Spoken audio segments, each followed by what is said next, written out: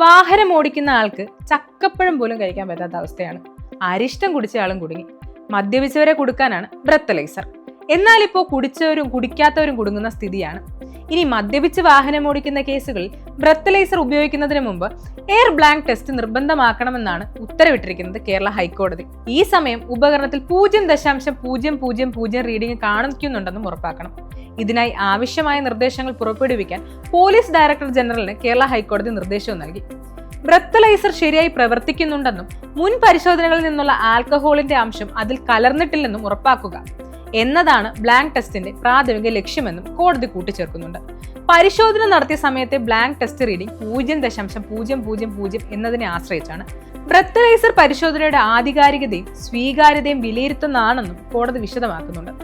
തിരുവനന്തപുരം സ്വദേശി ശരൺ കുമാറിനെതിരായ കേസ് റദ്ദാക്കിക്കൊണ്ടാണ് ജസ്റ്റിസ് VG അരുൺ ഉത്തരവ് പുറപ്പെടുവിക്കുന്നത്. 2024 ഡിസംബർ 30 കേസിനാസ്പദമായ സംഭവം ഉണ്ടാകുന്നത്.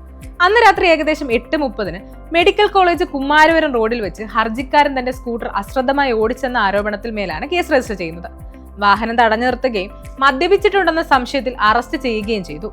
പിന്നീട് ബ്രെത്തലൈസർ പരിശോധന നടത്തിയ ശേഷം സ്വയം ജാമ്യത്തിൽ വിട്ടയക്കുകയാണ് ചെയ്യുന്നത്.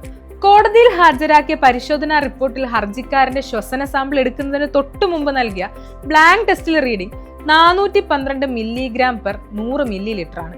ഹർജിക്കാരന് മറ്റ് വൈദ്യപരിശോധന ഒന്നും നടത്താത്തതിനാൽ രക്തത്തിലെ മദ്യത്തിന്റെ അളവ് തെളിയിക്കുന്നതിനുള്ള തെളിവുകളൊന്നും ഇല്ലായിരുന്നു. അതിനാൽ തന്നെ ഇത്തരം സാഹചര്യങ്ങളിൽ സെക്ഷൻ 185, അതായത് മദ്യപിച്ചോ മയക്കുമരുന്ന് ഉപയോഗിച്ചോ വാഹനം ഓടിക്കൽ പ്രകാരമുള്ള കുറ്റം നിലനിൽക്കില്ലെന്നും കോടതി വ്യക്തമാക്കി.